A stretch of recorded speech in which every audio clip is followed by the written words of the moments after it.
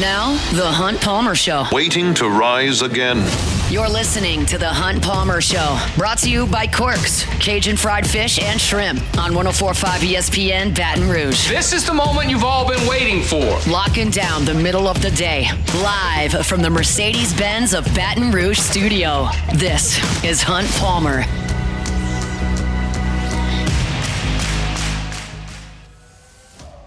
Welcome in. Hunt Palmer coming to you not from the Mercedes-Benz Baton Rouge studio downtown in the capital city. Instead, we are here as we are twice a year at the Red Stick Sports 2024 Sidewalk Sale going on yesterday, which you can't make it yesterday, but you can through tomorrow. Here today until 5 o'clock, tomorrow 9 a.m. to 2 p.m. Fantastic deals all over the store. 20 to 75% everywhere. LSU merchandise 25 to 50% off. Got a ton of Adidas and Under Armour merchandise 50% off. Baseball bats and gloves 30 to 50% off. Adidas, Under Armour, Brooks, Wilson, you name it, they got it here at Red Stick Sports. We are fired up to be here. Come on by and see us and do some shopping at a real discount here on Essen, near Perkins, right next to the train tracks here at Red Stick Sports. Our Friday show is brought to you, of course, by Quirks, Cajun fried fish and shrimp. Got Jacob Beck and Cassie Spazzali back there on the ones and twos in studio. And fired up here with us here, working down towards the weekend. Our Friday staple, Preston guy, will be with you here in 15 minutes talking Tiger football. We'll get you set up for the NFL weekend on Sunday at 1:30. Still got to talk Saints and Panthers. We'll do so at the end of this hour and get my final pick for Saints and Panthers in the second hour. My SEC picks against the spread. Some important games that are going to go on tomorrow as LSU kicks its feet up and watches from the sidelines. So tons to get to over the next 2 hours, and fired up you are here with us. I want to start the show today because we would usually start getting ready for LSU's game, and quite literally for the rest of the football season, which will be 4 weeks starting on Monday. We will be locked in on that opponent start to finish, but that's not the case today. So I thought, what's a nice little break from that we can kind of look at big picture. And I decided to fall back on a game that we used to play back when this show was Hunting Hill 3 years ago. And we started a game that we played with the NFL where we determined how many teams could legitimately win the Super Bowl. And we started in week 1. And the only rule was you could never add a team to your list. You could only subtract. So you had to start with a big, big list and then whittle it down as the season went along. And it was interesting because that's the year that the Bengals went to the Super Bowl, and neither Jeremy, a former Bengal, nor me, now diehard Bengals fan, as you all well know, had the Bengals on to even start, which told you just how off you can be. But I feel like we're not starting now from square one. We're starting in November. It is quite literally November the 1st here. So I feel like I've got a chance to do this. And the key to the game, and Beck, I'm going to get you to play along back in studio, is to get this to as small a group as you possibly can. Certainly, I could rattle off 20 teams and cover my bases here. I could do it. The point is to have as few names on the list as is possible as the teams that can actually win the national championship, because I love the fact that so many more teams are fully invested in their championship aspirations as of this time. LSU is in that number, but even outside of LSU, Ole Miss is in that number. Alabama is in that number. And you saw a team get embarrassed on week 1 like Clemson did. They're very much still alive. Like, there are teams throughout that in other years may really be looking grim in November, but aren't at this point as we look towards the college football playoff that now includes 12 teams. But how many of them realistically can actually win the whole thing? And it's an interesting discussion because, like, would we have included TCU a couple years ago? And then you could make the argument, like, that you should have included them because they actually got to the game, or that you shouldn't have included them because they got embarrassed when they got to the game. But you'll remember that Georgia was on the ropes that year in the semi. Would TCU have matched up better with C.J. Stroud and Ohio State? I don't know. It's just an interesting hypothetical that doesn't need to be etched in stone, but my point is that I think that college football is more interesting when more teams are competitive. Will it change the dynamic of who can actually win a national championship? That's the interesting thing. So as I go, I'll start in the ACC. I think that Clemson and Miami can both win it. That sounds absurd because we watched Clemson play Georgia. But I've watched Georgia since. I've watched Carson Beck turn the ball over. And it's also worth repeating that Clemson went to halftime in that game right in it. Now, they couldn't move the ball. They couldn't score a touchdown, but they were in the game at halftime. They got annihilated for 30 minutes. Maybe they don't have to play Clemson this time, Georgia this time around. Maybe somebody else takes care of Georgia. That happens sometimes. So I would include Clemson, and Miami has been getting by the skin of their teeth. But here's my thing with Miami. They've got a quarterback. And when you've got a quarterback, I feel like you've got a chance. I would not give Miami a chance against some of those Saban steamrollers. I would not give Miami a chance against the Georgia defenses of 3 and 4 years ago. But in this year, where we've seen vulnerability around, I would tend to give Clemson and Miami a shot. Beck, am I being too generous in suggesting that Clemson and Miami can win the national championship? No, I don't think so. I mean, they both have. I mean, Miami's undefeated, so they're and Cam Ward a Heisman candidate, and then Clemson stubbed their toe in the opening game against Georgia, who might be the best team in the country. So I don't see why that couldn't they both couldn't be contenders. Let's go to the Big Ten. I don't think anybody's going to argue with Oregon. They got a quarterback who's very good. They've got a huge win. They haven't lost a game yet. I think Oregon absolutely can win it. I think Ohio State can win it. They better play better than they did last weekend against Nebraska. That's for sure. And I don't love Will Howard. I don't think he's awesome. But from 1 to 40, say, they're as talented as anybody in the country. And I think they've got absolutely a chance to win it. Penn State is the interesting one, and we'll get to Indiana here in a second. I'm going to do it. I'm going to Charlie Brown with the football. I'm going to fall like a sucker and say that I think Penn State is good enough to win the national championship. And I'll include the caveat in a year where I don't think there's a dominant team. Again, I wouldn't trust James Franklin and Drew Aller against Nick Saban under any circumstances. He's not here. And I've seen Carson Beck throw 3 picks and a half twice. So I'm gonna say that Penn State's got a chance, and I'm gonna be a cliche dude here and say Indiana, cute little story. Thanks for blowing everybody out, but you hadn't played anybody that's worth a damn, and I'm not gonna give you a chance to win a national championship. So out of the Big Ten, I say Oregon, I say Ohio State, I say Penn State, I say no to Indiana. Your thoughts on that? Yeah, I tend to agree with you. I do think that Indiana maybe because let me look. It happened. Obviously, TCU is an outlier a couple of years ago, but. They've dominated everybody, but again, it's going to really become clear in the next few weeks who really can. Penn State, as everyone always says, they can never win the big game. If they can beat Ohio State, I say yes, they are, and I think obviously that goes without saying that they're obviously a contender if they can beat Ohio State. But on the other teams, yes, I agree with Oregon. I do think you got to give Indiana a chance. I just want to see what they do in a couple of weeks. They play Ohio State again. It's just like them, depending on how Indiana and Penn State go against Ohio State is really going to say whether or not that either of those can really be contenders. I choose to leave Indiana out and will stand firm in that. I hope they prove me wrong because I think that's hilarious, but I'm gonna leave them out. I'm going to toss it to you first in the SEC, unless you want to go to the Big 12 where I say no one has a chance. Sorry, Iowa State. Sorry, Kansas State. Sorry, BYU. No thanks. No, that's okay. Yeah, we can go. We can move on. We can move on. Okay. SEC. How many you got that can win the national championship? I'll tell you after you give me yours. I'll go. Man, this is hard. Shoot. I'll go 3. It's hard. I'm not sure which ones I can say. I mean, obviously, I think Georgia.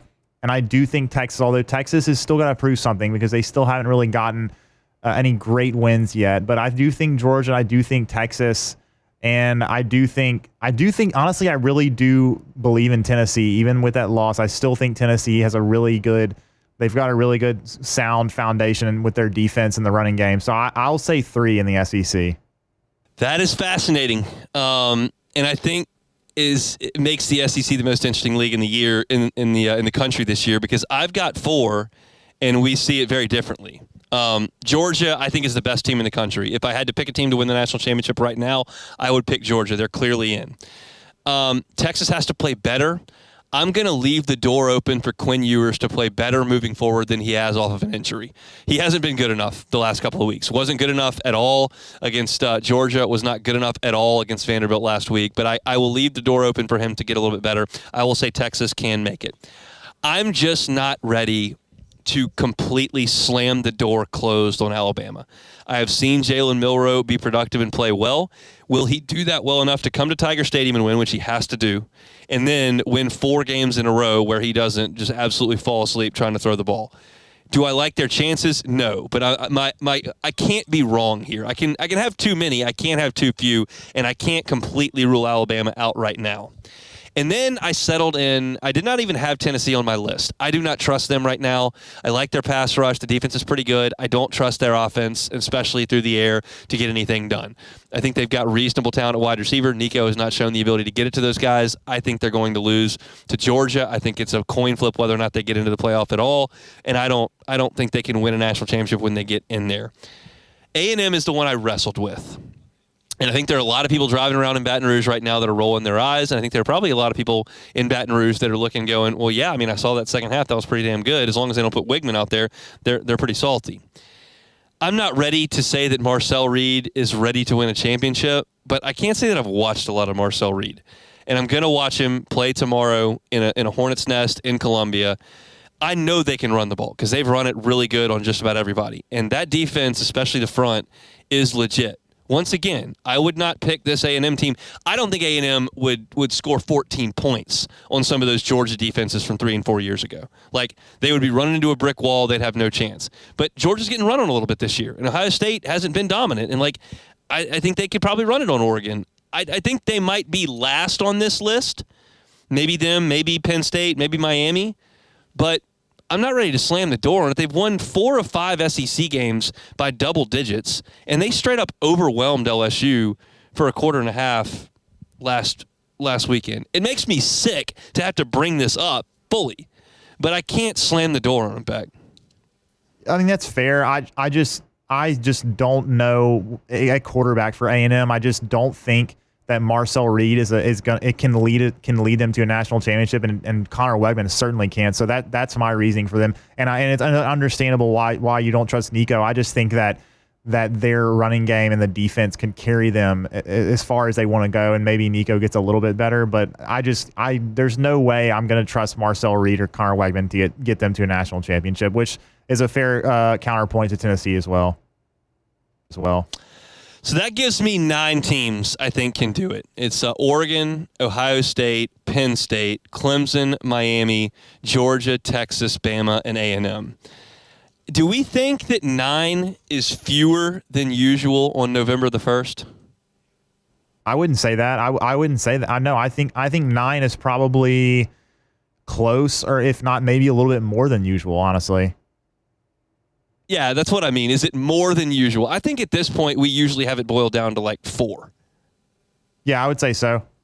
Because the SEC, inevitably, LSU and Bama were knocking each other out in November, and Georgia was probably ruling the roost. Previous to that, it was Florida, and you certainly didn't have to discuss teams like Indiana, Tennessee, and Texas A&M far more often than not. So while maybe you could argue that Oklahoma was always in the mix, I'll sub them in for Texas. I think we were usually looking at, 5 teams. I think you may have doubled that at this point. I don't think that's all due to the fact that we've got an expanded playoff. I think most of it is due to the fact that I don't see a dominant team right now, all due respect to Oregon, who I don't think is a dominant team. I think they're an excellent team. So I think it's going to be fascinating to watch the last month play. And as we talked about back on Tuesday when we do our national championship profile every week, it's interesting. And there are a lot of teams that we still have to talk about as far as getting in. And I think that's just super, super healthy for the sport. So that's our look at the college football playoff and who can win the national championship. Our opening drive every single day brought to you by Genesis of Baton Rouge. Every car on the lot, genesisofbatonrouge.com. And I feel like I'm probably going to tell you a little bit more about that right now. Preston Guy coming up next on a Friday edition of the Hunt Palmer Show. The Hunt Palmer Show.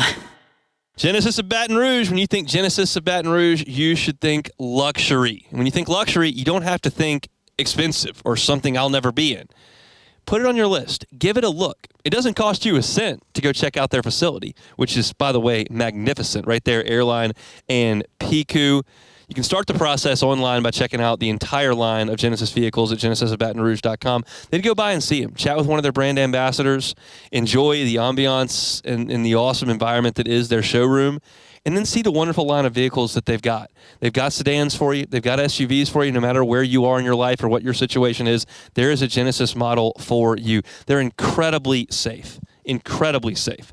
In fact, they were given the IIHA top safety pick, and some were top safety picks plus. That's the entire line of Genesis vehicles. It's a luxury brand, and it's right here in Baton Rouge. Get on by Airline at Piku. Check them out online, genesisofbatonrouge.com, genesisofbatonrouge.com.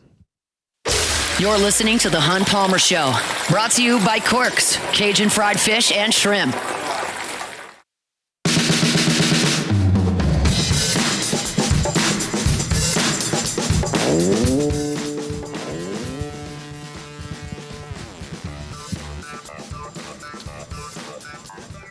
Back here on location, Red Stick Sports, Essen Lane. It's their 2024 fall tent sale. Be here until 5 o'clock this evening, and then tomorrow from 9 o'clock to 2 o'clock. Incredible deals throughout the store, whether you're shopping for the youth athlete in your family, which they've got incredible deals. Baseball bats and gloves, 30 to 50% off. Christmas is coming up, and baseball and softball season right around the corner. Don't miss these fantastic deals. They got awesome LSU merchandise as well. All of it on this wall next to me is 30% off. They've got shirts, jerseys, hats, all of it right here. They got backpacks on this wall, specifically for some sports, 50% off. So you won't want to miss the sales right here at Red Stick Sports today until 5 o'clock, and then tomorrow from 9 a.m. to 2 p.m. We'll be here broadcasting until 3 o'clock. Now let's head to the Jim's Firearms Hotline, talk to our guy Preston Guy from TigerBait.com, who could probably do some discount shopping at this point, being that he was at Disney last week, and I'm told that is not inexpensive. I have not been with a little one yet, but that's the word on the street. So, Preston, you're welcome if you needed to do some discount Christmas shopping in here at Red Stick Sports. You know, Hunt, I've got plenty of items in my closet from that Red Stick scent sale, man. Let me tell you, good time to get you a good pair of shoes, man. Some basketball shoes, all that. I've bought plenty of cleats there as well during my high school years, and sometimes I buy them just for grass cutting shoes. So I'm a big fan of the tent sale. We like to hear that. How much differently do you feel about LSU's football team today than you did 7 days ago before they went to College Station?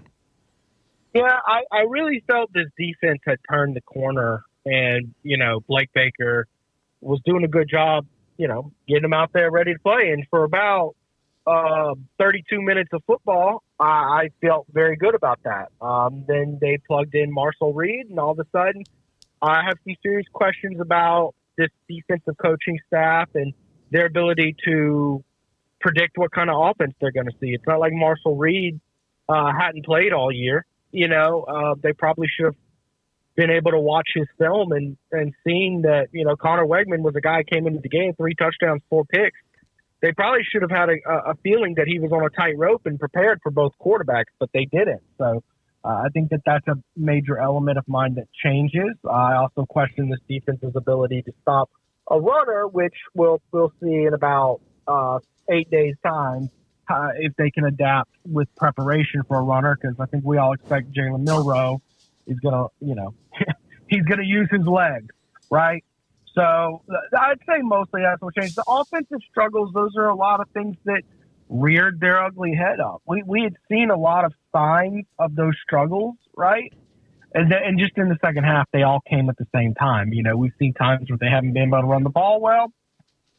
We've seen times where Nussmeier had gotten a little, you know, trigger happy throwing, you know, errant balls. And in the second half against Texas A&M, we saw all those issues at the same time. And while that's going on, your defense. So it was just a total implosion, a lot of existing issues that just came up at the same time. Hopefully they can avoid them and only have 1 or 2 at the same time moving forward. What do you find the most avoidable? Not stopping the run, the interceptions, lack of a running game? Like, what do you feel best about them fixing? I mean, the interceptions are the easiest to avoid. I mean, if Nussmeier doesn't throw those 3 picks in the second half, it is a ball game, even if you can't stop Marshall Reed and company. In terms of which one's most pertinent, Boy, that's a tough pick. I mean, you got to be able to run the ball. If you can run the ball well, I really think this is an elite offense. But as we've seen most of the time this year, they have not been able to run the ball, and it's not going to get any easier in 8 days. No, it's not. I mean, Alabama. Well, I shouldn't actually. I'll push back on that, Preston. I've looked at the run defenses. Like Bama's given up some serious yards on the ground, and A&M really hasn't. It's possible that A&M's got a better defensive front than Alabama. Look, it maybe, but it's not going to. Trust me, they're not going to just push over and let you run the ball. You know, I mean, this is a team that has struggled to run the ball against weaker opponents. I assure you. I mean, you look at their inability to run the ball against nickels. You know what I mean? So, okay, maybe Texas A&M's a little tougher against the run, but I promise you, Bama's got talent on that defense, and it is not going to be a simple task. No doubt about that. Preston Guys, our guest, TigerBait.com, with us every Friday on the Gym's Firearms Hotline. Again, offensively, you don't have C.J. Daniels for the second half of that game. Chris Hilton did come back. What do you make of this wide receiving core right now as it's constituted? Yeah, C.J. Daniels is your guy who really makes the tough catches, and you really wanted to have him in the back half of that game. Chris Hilton, I think, provides an element of a deep threat, but you can clearly see the rust off of Chris Hilton, you know, and I was watching that game, and the way he mistimed that touchdown that should have been touchdown pass in the end zone, just mistimed his jump. I'm thinking, man, if he just was out there practicing and playing this whole season, I promise you he's not making that mess up. And sure enough, a few seconds later, Kirk Herbstreit with the same exact comment of, man, he is shaking off some rust there. So I think that you got to get Chris Hilton back in the scheme of things. But, you know, ultimately, I think this receiving core is good, but there's no one who's truly great in this receiving core. You don't have a Malik Neighbors or a Brian Thomas on this receiving core, so you really need them all healthy, playing as best as they can. As far as the defensive front goes, you mentioned you kind of thought they were turning a corner, and we hadn't really noticed the defensive line, specifically the interior, much. They just kind of been doing their job and letting the linebackers go to work. Did they get beat badly in that game against A&M, or was it just the linebackers having their worst game? I think it was a little bit of just everybody. I mean, and typically it definitely was more so the linebackers once Marshall Reed came. Because mind you, in the first half, they played a pretty solid game. They did limit A&M to 7 points in the first half, right? It's just in that second half, nobody could play disciplined assignment football. The read option like that, it's tricky. It's tricky. You have to play disciplined assignment football. And, you know, they just clearly weren't up for the task. So I'm not going to give anybody a passing grade. How good do you think A&M is? How good do I think they are? You know, the big question mark is that Marshall Reed just a splash in the pan, or in LSU wasn't ready for it, or is that what did he turn the corner? You know, a lot of times young freshman quarterbacks like that, early season, they're not great when they get their action, but a light switch just turns on for them eventually, and they just get better and better and better. So that's the big question. I'm going to lean with that was more so a sign of LSU and their inability to stop that while just having an implosion. I think Texas A&M's a solid team. I don't think they're a playoff team. Now I certainly think they're better with Marshall Reed. I thought they were pretty bad with Connor Wegman in the game, like objectively a bad football team, right? And I think that was the football team that showed up against Notre Dame earlier this year, and I thought the same thing. It was a bad football team, right? But, you know, it's one of those things, you get a spark, a light of fire, all of a sudden you're moving the ball better, and all of a sudden you go from being a pretty bad football team to a pretty solid football team. So we'll see. Marshall Reed has all the ability to prove me wrong, but I'm gonna say that they're not a top 12 football team. Special teams. I don't worry about the mental psyche of a linebacker if he misses a tackle. I think you just line up again and go get it. I worry a little bit mentally about a long snapper, about a holder, and about a kicker who have botched 3 in a row. I mean, how do you feel about that moving forward? It's definitely a concern, but it's not like Ramos hasn't been slow and steady throughout his career. I mean, this is his third year being the kicker. You kind of know what you've got with Ramos. He's missed kicks before. I think that's more of a one-time splash in the pan. I have confidence in Bob Diaco is going to react, man. I mean, he is a nut. If you ever watch him on the practice field, trust me, he came into practice that Monday with a plan. This is never going to happen again. So I think it's just a once in a season type collapse for that unit. Hopefully, it's not like, okay, when you muff a punt, you start to notice, oh, we have a problem. We don't have a returner. And none of these guys have returned kicks on the collegiate level before. You're not seeing that. Xavier Thomas is doing a just fine job back there. You're talking about a kicker, holder, and long snapper who've been doing it for years. And we have a long body of work of them doing it correctly. It looks like it's all unraveled all at once for this football team. So I have to think that that's not something we're going to see based on history. Just an avalanche of bad stuff that went on in the second half of that football game against Texas A&M. Speaking of the Aggies, how you like the game in Columbia, South Carolina this weekend? Texas A&M at South Carolina. You've seen them both now. Yeah, South Carolina is a tough, gritty team, but they're also a team that's very flawed in a lot of ways, and that's certainly a tough place to play. I am going to go with Texas A&M, but Hunt, it's one of those games, like, it's really not going to surprise me whichever way it goes.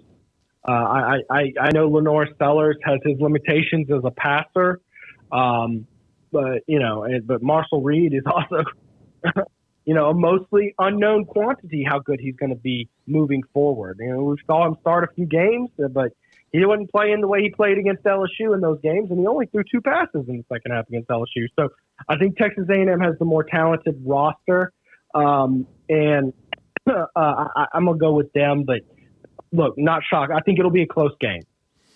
We'll see. Point spread is 3. Texas A&M is favored in Williams-Brice Stadium. All right, Preston, we appreciate some time. Have a great weekend. We'll talk next week with LSU and Bama around the corner. See you then, Hunt. Enjoy the bye week. Sure will. He's Preston Guy at TigerBait.com. You can find him at TigerBait. You can also find him on their YouTube channel each and every Monday with his football show. They'll be previewing LSU and Bama coming up Monday evening. He always joins us here on every Friday edition of the Hunt Palmer Show. We're here at Red Stick Sports 2024 Fall Tent Sale. Come on by and see us. Incredible deals throughout the store. We'll be telling you about them throughout our show here until 3 o'clock. When we come back, we'll set the stage for you for the National Football League on Sunday. Don't go anywhere. It's the Hunt Palmer Show. The Hunt Palmer Show. Evolve Physical Therapy and Sports. EvolvePT.com is the website. If you're in pain, get on by and see them. Pain's no fun. And it can come when you're young. It can come when you're older. Either way, they can help you at Evolve Physical Therapy and Sports. Robbie Bolton's been at this for 2 decades. Professional athletes, collegiate athletes have trusted him with their bodies. You can do the exact same thing. Whether you slept wrong and have neck pain, whether you were in a car accident, injured yourself playing sports or working out, he can help you get back to being your active self. They're hands-on from the time you walk in the building to the time you leave. It's not going to be one of those situations where you walk in, say, hey, I'm hurt, and they go, here's a list of stretches. Come see us in a week and see how you're doing. No. They're going to get their hands on you, soft tissue manipulation, cupping, dry needling, whatever the case may be, and make sure that that pain is getting dealt with, that you're rehabilitating towards being your active self, and you can get back to the golf course. You can get back to the pickleball court. You can get back to running or working out. Maybe if you're a youth athlete, get back on the field with your friends. It's Evolve Physical Therapy and Sports. They're on Starring near Highland Road. Check them out online at EvolvePT.com. Evolve Physical Therapy and Sports, EvolvePT.com. This is the Hunt Palmer Show, brought to you by Corks, Cajun fried fish and shrimp.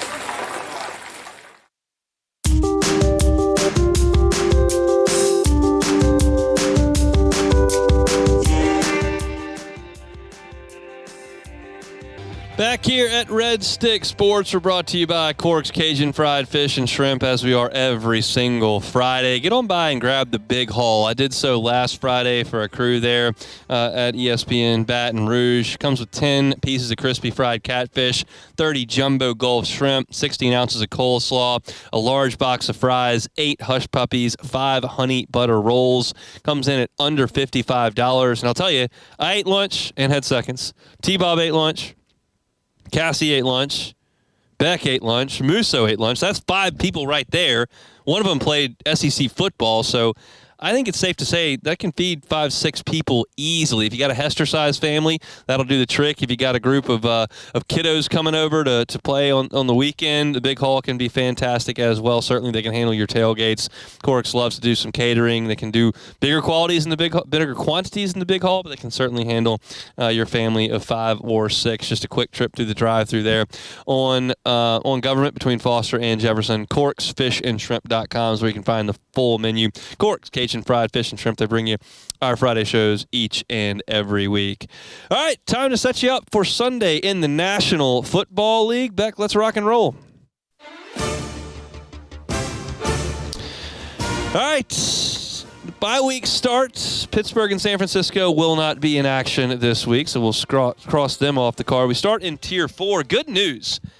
Just one game in Tier 4 this week. Everything else is pretty watchable in the NFL, but Patriots and Titans, that's not watchable. Drake May is in concussion protocol. They think he can play.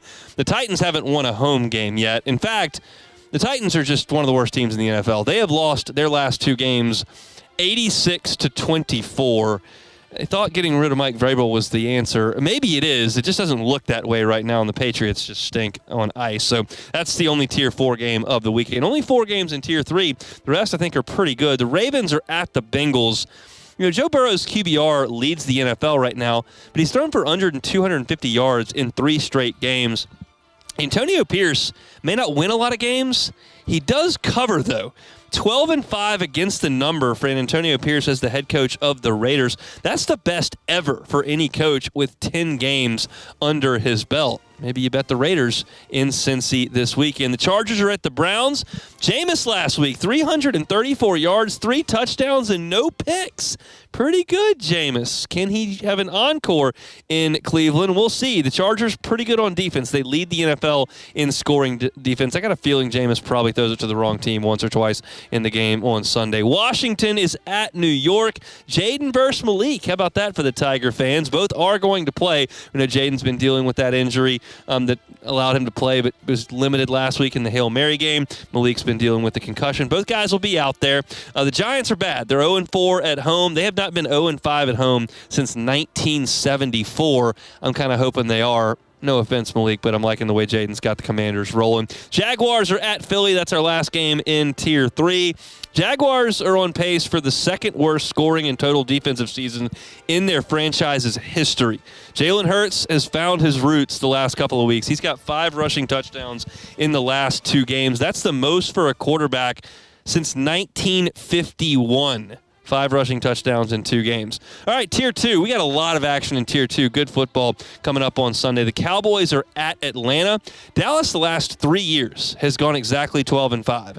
If they lose on Sunday, that'll be their 5th loss already. Dallas also 0-5 against the spread in their last 5. Spread on this one, Atlanta -3 in the ATL. The Dolphins are at the Bills. This doesn't match up from a record perspective, but with Tua, I think the Dolphins are a better team. Keon Coleman for the Bills coming on. He's had 195 yards over the last 2 games.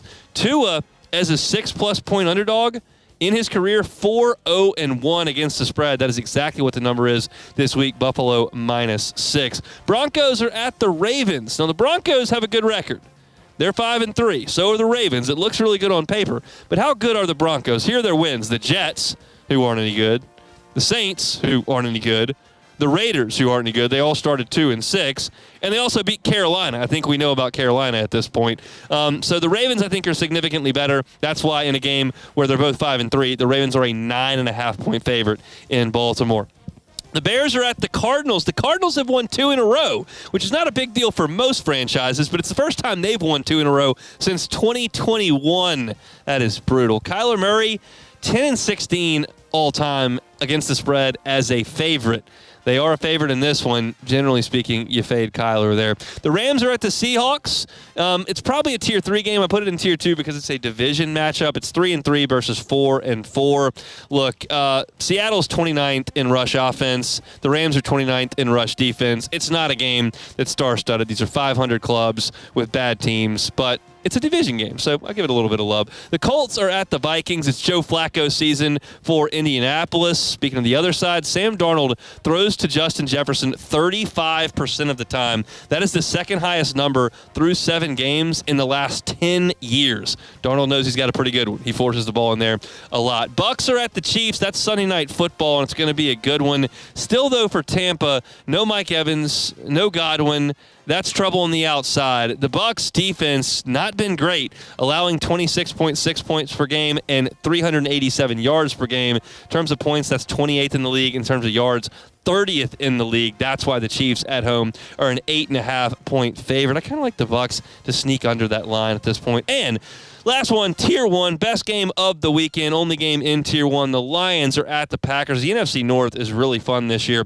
This is the best Lions start since 1961. They've won 2 straight at Lambeau as well. Jared Goff's playing an MVP level. He's completed 83% of his throws over the last 5 games. Not like one game at 83%. The last 5 games.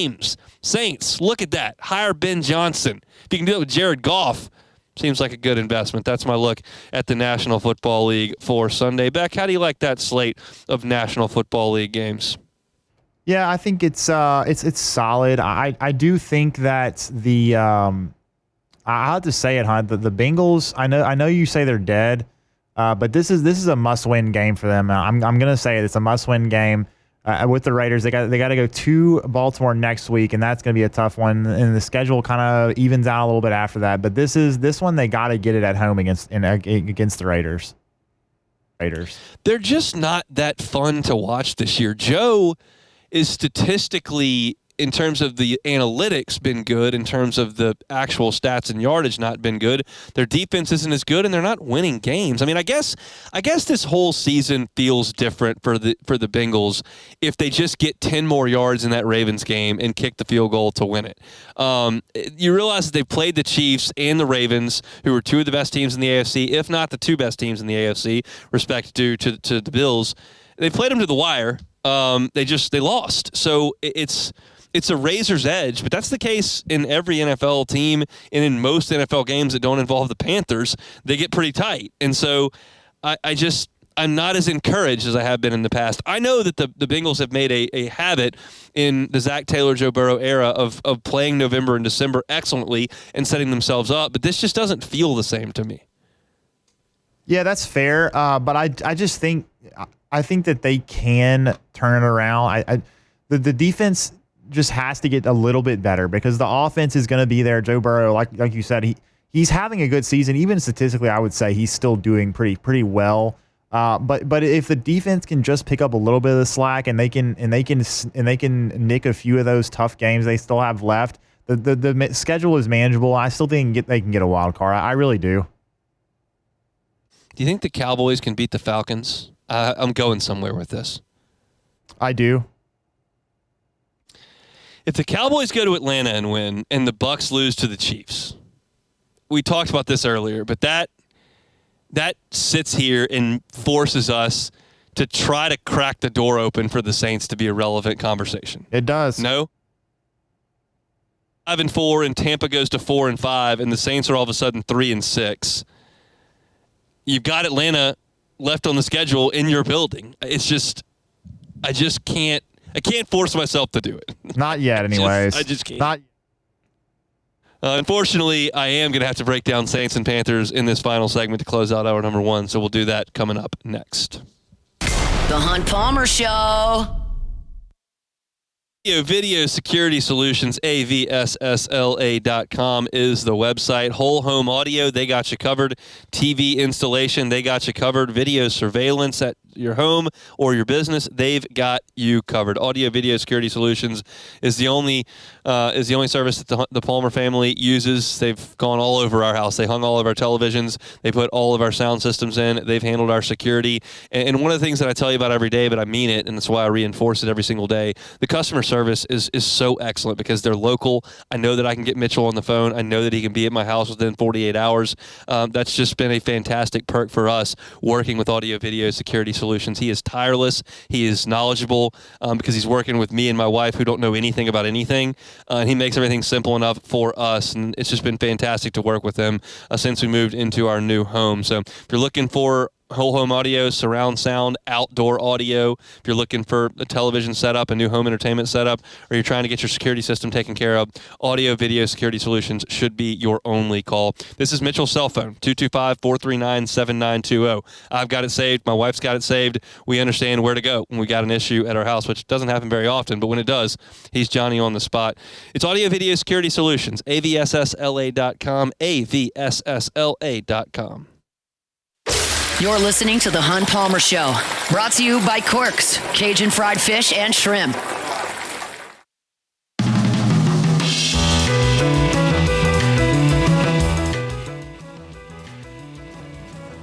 Wrapping up hour number 1 here. Friday edition of the Hunt Palmer Show. We're brought to you by Cork's Cajun Fried Fish and Shrimp, and we're here at Red Stick Sports for their 2024 Fall Tent Sale. LSU merchandise, 25 to 50% off. I'm looking at LSU baseball jerseys, LSU baseball T-shirts. I'm looking at hats. I'm looking at fishing shirts, hoodies, jerseys. All of it on that wall is 30% off. If you're looking to buy the kiddo in your family some sporting goods, whether it's basketball like I got on the desk here, football like I got on the desk here, I got football pads, I got baseball bats, all that is here. In fact, baseball bats and gloves, 30 to 50% off here through tomorrow. So come on by and see us at Red Stick Sports. We are at 5770 Essen Lane near Perkins, and of course right by the train tracks here. Come on by and see us. We'll be here for another hour. They'll be open until 5 o'clock this evening. I wanted to throw a few stats at you about Saints and Panthers, and I want to hat tip to Kat Terrell and David Newton, who cover the respective teams for ESPN, for some of the work they put in on the preview up on the big site today. This is jarring stuff, y'all. Bryce Young is 2-17 as a starter. If he loses to go to 2-18, he would join Steve DeBerg and Chris Winkie as the only quarterback since 1950 to lose 18 of their first 20 starts. That is absolutely putrid, and it gets worse. Because as David Newton writes, Bryce Young did not fare well in the Panthers' first game against the Saints. He was sacked 4 times, and he threw for 161 yards with no touchdowns and 2 interceptions. That's a horrendous game, however you want to slice it. And, of course, that's very fair for him to say that he wasn't very good.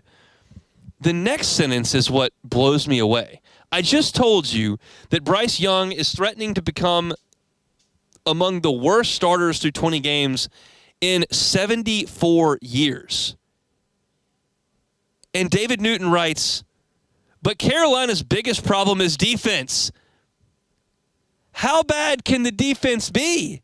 If I'm talking about futility that dates back 75 years, and that's not the biggest concern. And this is a guy who covers the team that's saying that.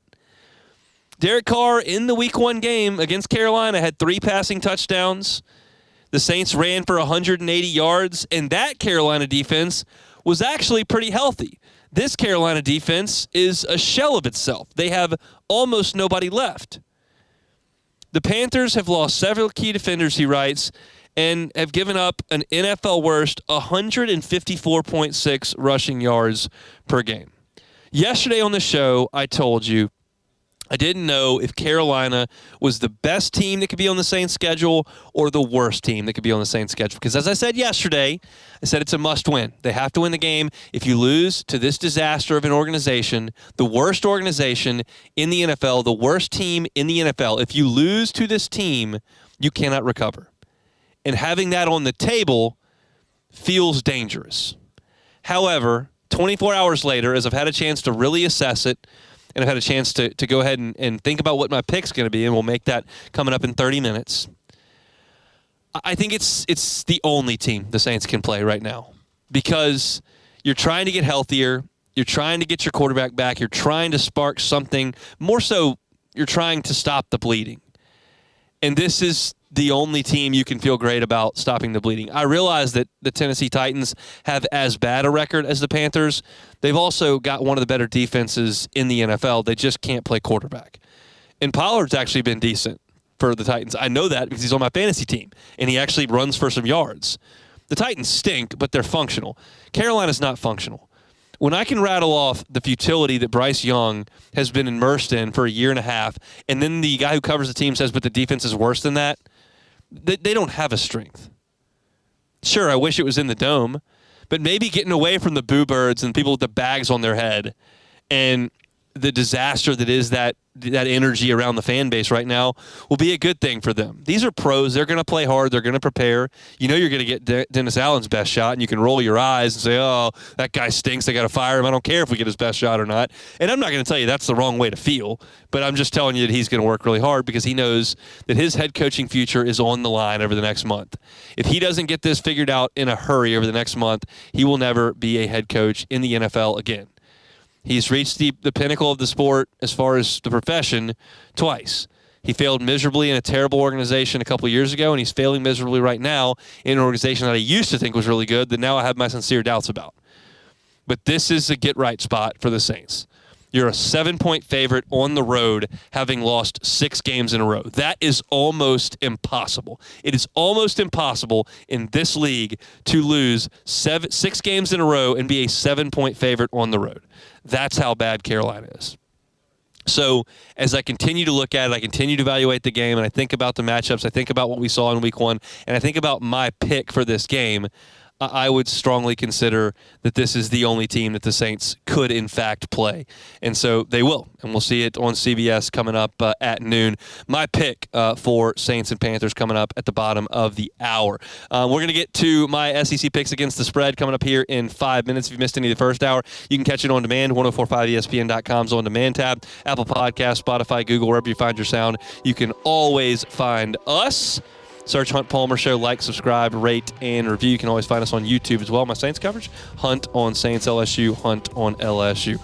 LeBear's Baton Rouge, make it your game day headquarters all season long. Saturday, you don't have an LSU game to tailgate for or to lock in for 4 hours. Watch them all.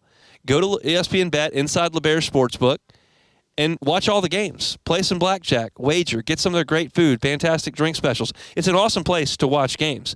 So head on to LeBear's Baton Rouge tonight and certainly tomorrow and Sunday inside ESPN Bet. Great place to be. And I always remind you to sign up for the Cover 5 SEC contest. You download the Pen Play app, you download the Cover 5 app, you play against me. I've got my 5 picks submitted for the week. I'm not going to tell you them because then you might copy them. You know how good I am. Don't copy them. Do your own. Enter the code LABRSEC24 and pick against me. If you're not a member, get the Pen Play app today. LeBear's Baton Rouge is your live sports headquarters. Must be 21 years or older. Gambling problem? Call 1-800-589-9966 for help.